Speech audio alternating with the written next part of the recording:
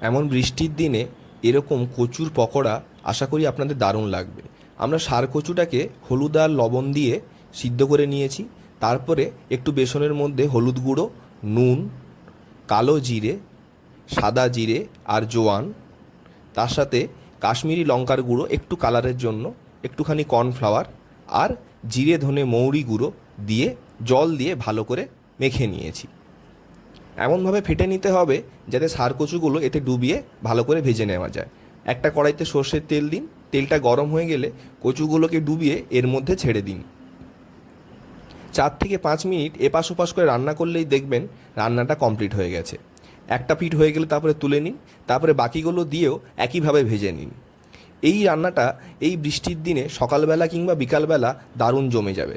উপর থেকে একটু লেবু ছড়িয়ে দিন আর একটু গোলমরিচের গুঁড়ো দিয়ে দিন। বাচ্চা থেকে বুড়ো সবার দারুণ লাগবে। ভিডিওটা ভালো লাগলে অবশ্যই লাইক